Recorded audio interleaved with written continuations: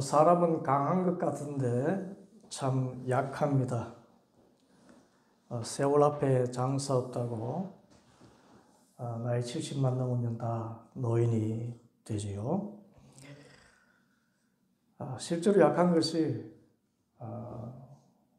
3분만 숨을 쉬지 않아도 죽게 됩니다. 그래서 약한 것이 사람입니다. 신앙도 마찬가지입니다. 어제까지 불의 사자였지만 오늘은 그리 시냇가에서 죽기를 구하는 엘리야의 모습이 있습니다. 어떻게 하루아침에 천하장사 같은 사람이 가을바람에 낙엽같이 떨어질 수가 있을까요? 남의 이야기가 아닙니다. 우리 이야기입니다. 우리도 한때는 100일을 산에서 기도할 때가 있지 않았습니까? 사흘 금식, 일주일 금식하면서 주님께 매어달리고 그런 결연한 믿음이 있지 않았습니까? 그런데 지금은 싫은 소리 한마디만 들어도 밤새 잠 못 이루는 그런 연약한 사람이 되었습니다. 그런데 위로가 되는 것은 하나님을 친구처럼 대면해서 알던 모세도 항상 흔들리지 않고 굳건한 믿음을 가진 것은 아니었다는 것입니다. 오늘 본문의 사건을 보면서 알게 됩니다. 모세는 이스라엘이 자랑하는 믿음의 영웅이지요. 제게도 영웅입니다. 저도 이후에 천국 가면은 예수님 다음으로 모세를 만나고 싶습니다. 어떤 분인지 그 영광의 그림자라도 보고 싶은 마음입니다. 그런데 오늘 본문에 보면 모세는 하나님께 기도의 응답을 받고도 확신이 서지 않아서 불안해하는 그 모습을 보입니다. 이 사건의 앞뒤 사정은 우리가 잘 알지요. 이스라엘 백성이 금송아지 우상을 만들어서 광란의 밤을 보낼 때 하나님이 진노하십니다. 그때는 모세가 호렙산에서 하나님 앞에서 십계명과 율법을 받는 그 시간이었습니다. 그때 주님께서 진노하십니다. 이제 너는 나를 말리지 말아라. 내가 노하였다. 내가 그들을 쳐서 완전히 없애버리겠다. 그때 모세는 그 산에서 중보 기도합니다. 주님, 어찌하여 주님께서 큰 권능과 강한 손으로 이집트 땅에서 이끌어내 주신 주님의 백성에게 이처럼 노하십니까? 어찌하여 이집트 사람이 그들의 주가 자기 백성에게 재앙을 내리려고 그들을 이끌어내어서 산에서 죽게 하고 땅에서 완전히 없애버렸구나 하고 말하게 하려 하십니까? 제발 진노를 거두시고 뜻을 돌이키셔서 주님의 백성에게서 이 재앙을 거두어 주십시오. 하나님의 긍휼에 호소하며 드리는 이 기도에 하나님께서 뜻을 돌이키십니다. 출애굽기 32장 14절 모세가 이렇게 간구하니 주님께서 뜻을 돌이키시고 주님의 백성에게 내리시겠다던 재앙을 거두셨다. 살려주셨습니다. 그 백성들을 진멸하시려고 준비하셨던 재앙을 거두셨습니다. 과연 모세가 호렙산에서 내려와 보니까 이스라엘 백성들이 여전히 금송아지 우상 앞에서 춤추며 광란을 보이고 있었지만 그중 아무도 진멸되지 않고 있음을 보았습니다. 하나님께서 약속을 지키신 것입니다. 물론 공의 하나님께서 범죄한 이스라엘 백성들에게만큼은 형벌을 내리셨지요. 모세가 레위 자손들을 명해서 우상 숭배 주도자들을 칼로 치고 또 하나님께서 전염병을 내리신 것입니다. 그래도 이스라엘 백성들 모두 진멸하지 않으셨습니다. 약속하신 대로 그들을 진멸하지 않으셨습니다. 얼마나 신실하신지. 여기다가 남은 이스라엘 백성들을 약속의 땅으로 인도할 것이라고 또 약속하십니다. 그래서 그 약속의 땅으로 가는데 방해가 되는 가나안의 적대적인 족속들, 가나안, 아모리, 헷, 브리스, 히위, 여부스 사람들을 하나님의 사자들을 앞서 보내셔서 쫓아내시고 이스라엘 백성들을 젖과 꿀이 흐르는 땅으로 보내시겠다고 약속을 하십니다. 그렇지만 하나님께서는 이스라엘과 불편해진 마음을 토로하시지요. 출애굽기 33장 3절을 보면 너희는 이제 곧 젖과 꿀이 흐르는 땅으로 돌아간다. 그러나 나는 너희와 함께 올라가지 않겠다. 너희는 고집이 센 백성이므로 내가 너희와 함께 가다가는 너희를 없애버릴지도 모르기 때문이다. 하나님의 섭섭한 마음이 그대로 보여지는 대목입니다. 이스라엘 백성을 약속의 땅에 들어가게 하지만 하나님은 그들과 함께 가지는 않겠다는 것이었습니다. 그렇지만 얼마나 신실하신 하나님이십니까? 그러나 모세는 또 하나님께 미어달립니다. 주님께서 친히 우리와 함께 가지 않으시려면 우리를 이곳에서 떠나올려 보내지 마십시오.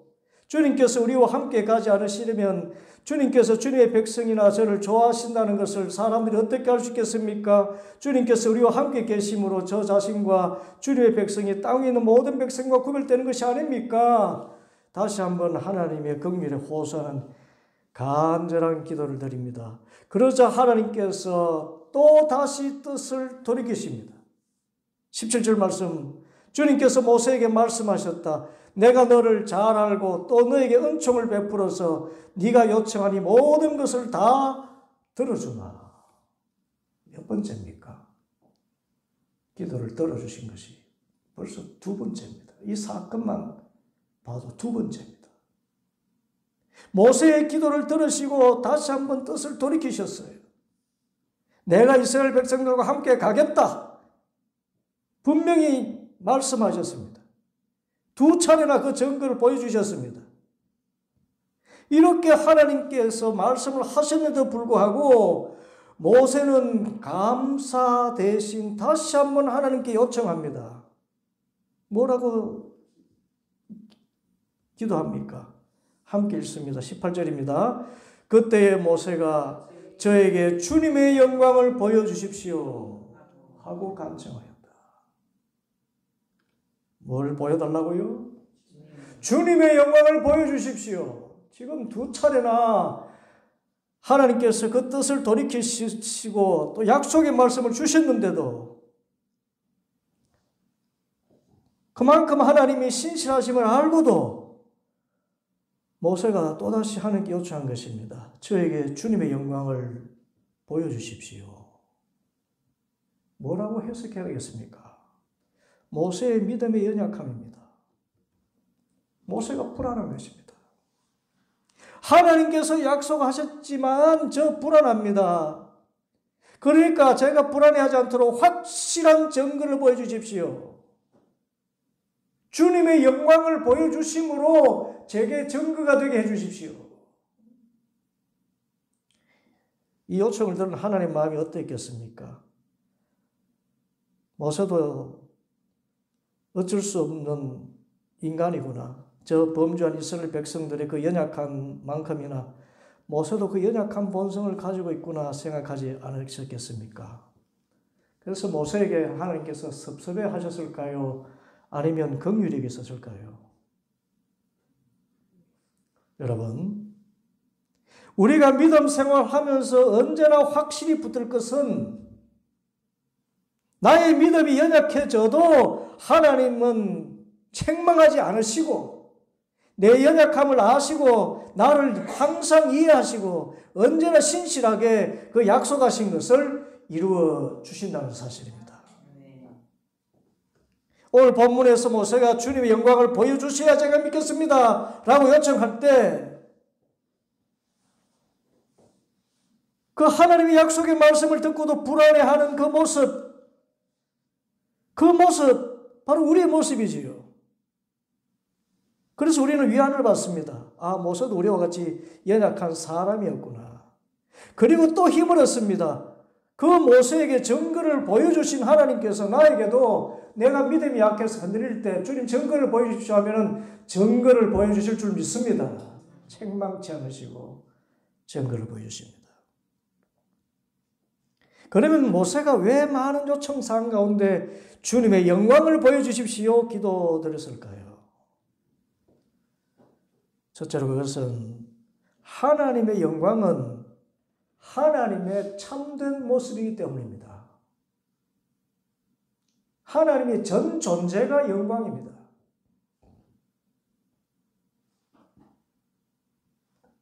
참 이렇게 구한 것을 보면 정말 모세가 하나님께 큰 것을 구했어요. 주님의 영광을 보여주십시오. 주님의 그 본체를 보겠다는 것입니다. 보여주십시오. 그래야 제가 흔들리지 않겠다는 것입니다.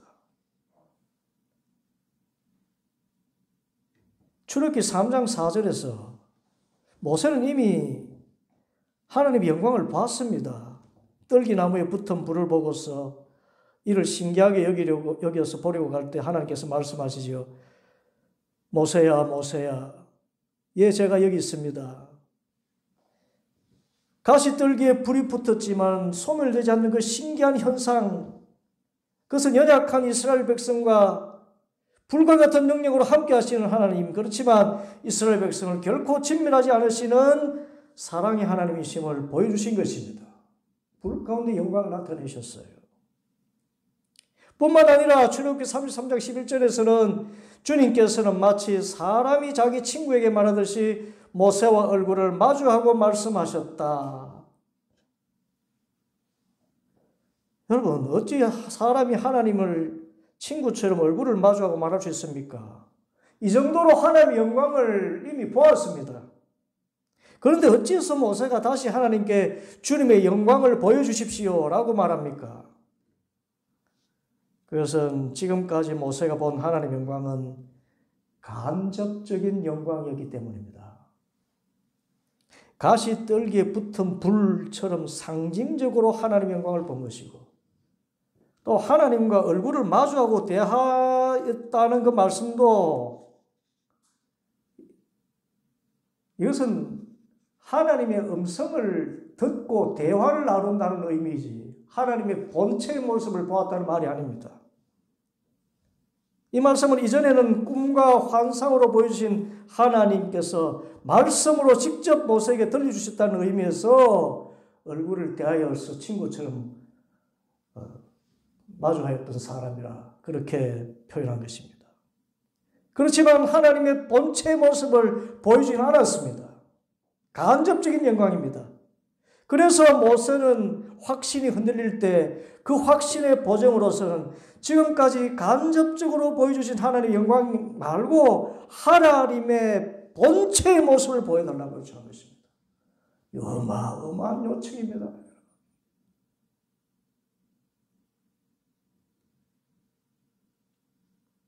한편 생각하면 얼마나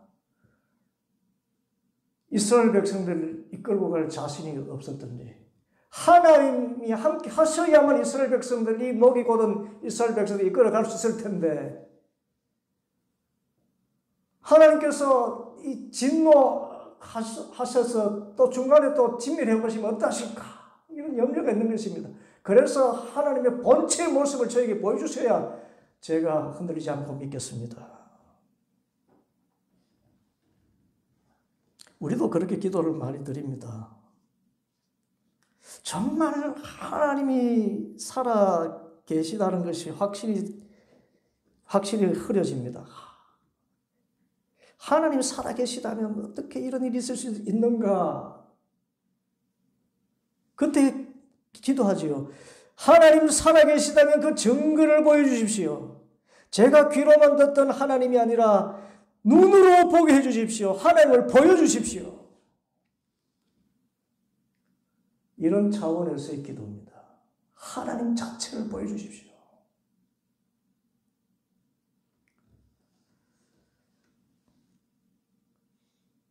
그런데 사실 결론적으로 도마가 부활하신 예수님을 보았다는 다른 제자들의 말을 믿지 못하고 한 말에 예수님께서 하신 그 응답과 오늘 말씀은 상당히 연관이 있습니다.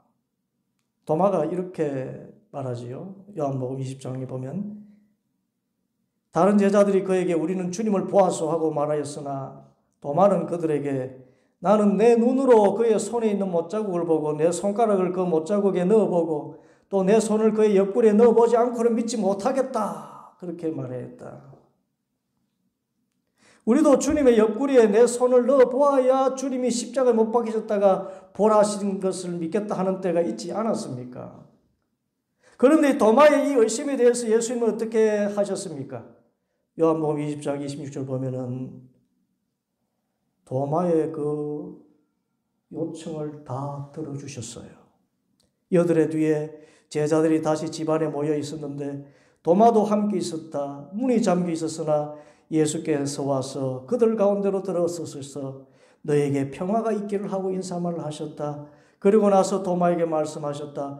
네 손가락을 이리 내밀어서 내 손을 만져보고 네 손을 내 옆구리에 넣어보아라. 그래서 의심을 떨쳐버리고 믿음을 가져라. 도마가 예수께 막 대답하기를 나의 주님 나의 하나님 하니 예수님께서 도마에게 말씀하셨다. 너는 나를 보았기 때문에 믿느냐? 나를 보지 않고도 믿는 사람은 복이 있다.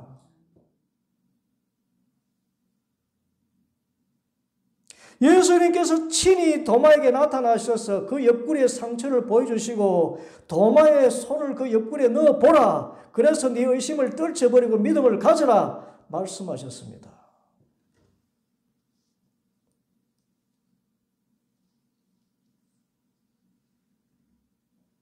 결정적으로 너는 나를 보았기 때문에 믿느냐? 나를 보지 않고 믿는 사람은 복이 있다. 의심하는 도마, 오늘 확신이 흔들리고 있는 모세에게 하는 말씀과 같습니다. 주의 영광을 보여주십시오. 그래 보여주마. 보여주는데 이거 보지 않고도 믿는 사람은 복이 있다. 그렇지만 그 연약하여서 주님께 확신을 구하는 그 기도를 주님께서는 응답하시는 것입니다.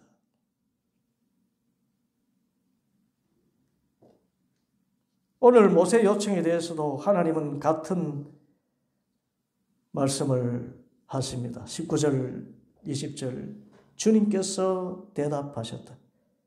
내가 나의 모든 영광을 네 앞으로 지나가게 하고 나의 거룩한 이름을 선포할 것이다. 나는 주다. 은혜를 베풀고 싶은 사람에게 은혜를 베풀고 불쌍히 여기고 싶은 사람은 불쌍히 여긴다. 주님께서 다시 말씀하셨다. 그러나 내가 너에게 나의 얼굴은 보이지 않겠다. 나를 본 사람은 아무도 살 수 없기 때문이다. 여러분, 하나님의 이 말씀은 진리입니다. 예수님은 육신을 입은 하나님이시기 때문에 제자들이 보고 또 그 십자가의 상처에 손을 넣어 볼 수 있었지만 하나님은 영이십니다. 우리 눈으로 볼 수 없습니다. 볼 수 있는 형상을 만들면 우상입니다.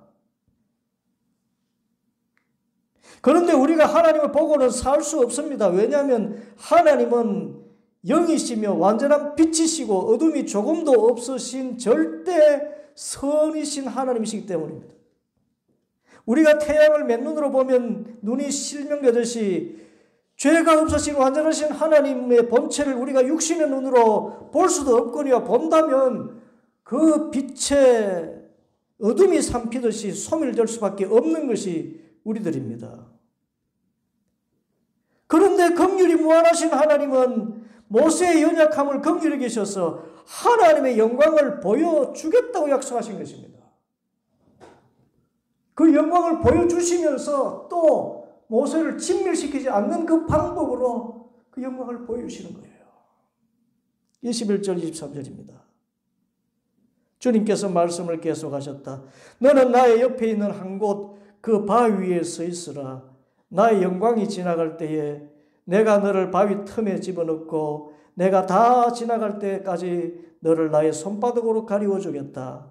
그 뒤에 내가 나의 손바닥을 거두리니 네가 나의 등을 보게 될 것이다. 그러나 나의 얼굴은 볼 수 없을 것이다. 하나님은 육신을 입은 모세의 연약함을 긍휼히 여기시고 그러면서도 그의 요청을 들어주셔서 주님의 영광을 보여주시는데 모세를 바위 틈에 집어넣고 손바닥으로 가려서 그 영광의 광채에 모세가 소멸되지 않도록 보호해 주셨습니다. 실제로 모세 이후에 엘리야도 하나님의 영광을 볼 때가 있었습니다. 그때도 하나님은 육신을 입은 엘리야를 긍휼히 여기셔서 그를 소멸하지 않으시려고 그 영광을 보여주실 때 엘리야가 굴 위에 서서 겉옷으로 얼굴을 가릴 수 있도록 보여주셨습니다. 열왕기상 19장 11절에 보면 주님께서 엘리야에게 말씀하셨습니다. 이제 곧 나 주가 지나갈 것이니 너는 나가서 산 위에 주 앞에 서 있으라. 크고 강한 바람이 주님 앞에서 산을 쪼개고 바위를 부수었으나 그 바람 속에 주님께서 계시지 않았다. 그 바람이 지나가고 난 뒤에 지진이 있었지만 그 지진 속에도 주님께서 계시지 않았다. 지진이 지나가고 난 뒤에 불이 났지만 그 불 속에도 주님께서 계시지 않았다. 그 불이 난 뒤에 부드럽고 조용한 소리가 들렸다.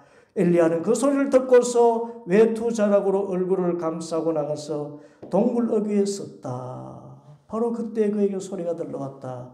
엘리야야, 너는 여기에서 무엇을 하고 있느냐? 주님을 보여주겠다 하시고도 엘리야가 소멸될까 싶어가지고 외투자락으로 얼굴을 감싸고 나서 그 음성만 들을 수 있도록 그렇게 하셨어요. 그런데 모세에게는 하나님의 영광의 등을 볼 정도에까지 그 영광의 본체를 보여주신 것입니다. 영적인 거장 모세와 엘리야 모두 하나님의 영광을 볼 때 반석 틈으로 하나님의 영광의 뒷모습만 보거나 하나님의 음성을 듣는 것으로 만족해야 했습니다. 왜 그렇습니까? 그것은 주님의 영광의 본체가 사랑이라는 것을 우리에게 가르쳐 줍니다. 20절, 나를 본 사람은 아무도 살 수 없다는 말씀과 같습니다.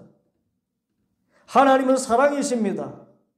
사도 요한이 정의한 하나님의 본질, 요한일서 4장 8절, 사랑하지 않는 사람은 하나님을 알지 못합니다. 하나님은 사랑이시기 때문입니다. 했는데 하나님은 주님의 영광을 보여주십시오 요청하는 모세에게 그 영광을 분명히 보여주셨습니다. 그런데 그 영광은 사람의 형상이 아니라 하나님의 본질적 형상,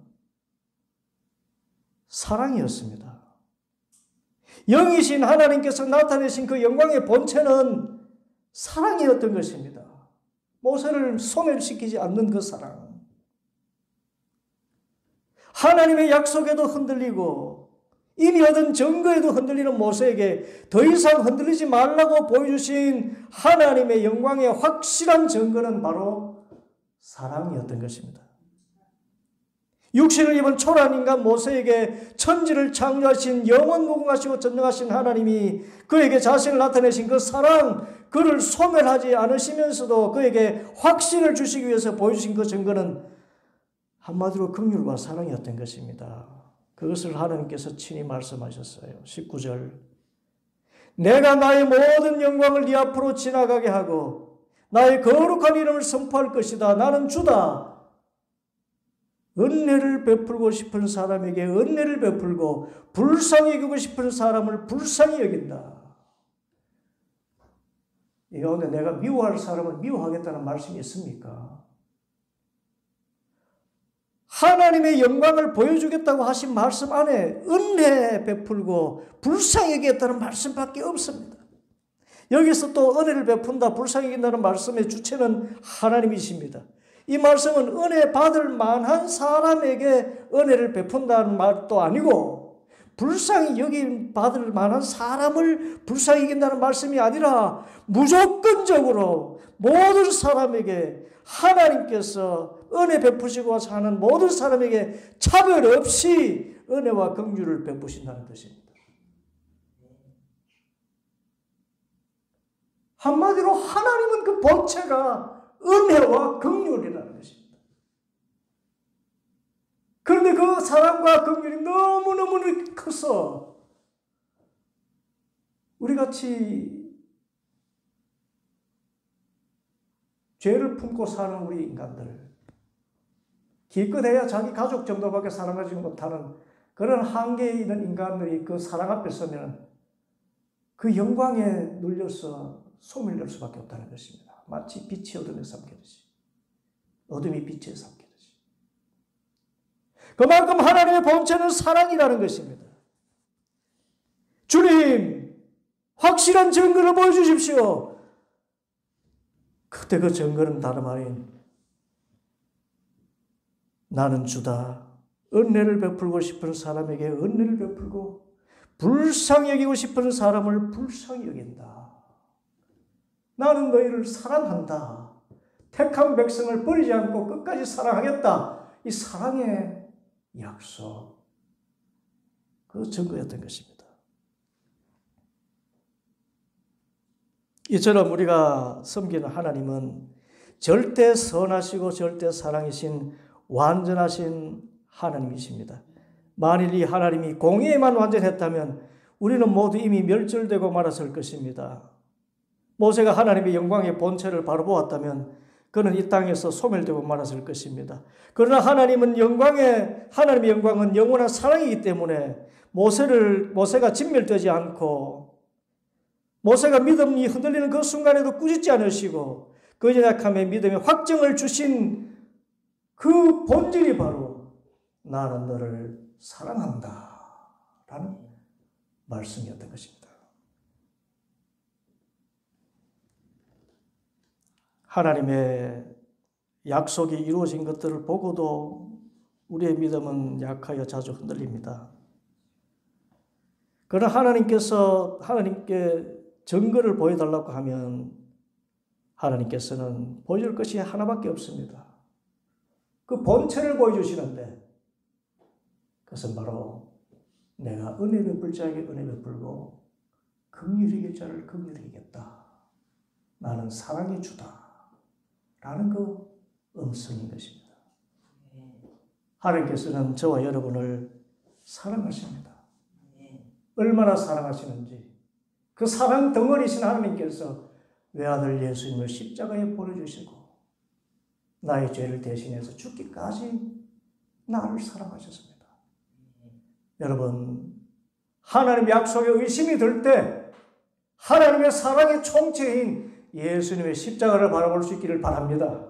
사랑의 덩어리이신 하나님, 사랑뿐이신 하나님, 은혜를 베풀고 긍휼히 여길 자를 긍휼히 여기시는 그 사랑의 영광의 광채, 우리가 감히 상상조차 할 수 없는 그 큰 사랑의 하나님이 나의 하나님이심을 믿고 나갈 때 우리에게 의심 안개는 거쳐지고 주님과 동행하는 믿음의 삶이 이어지게 될 줄 믿습니다.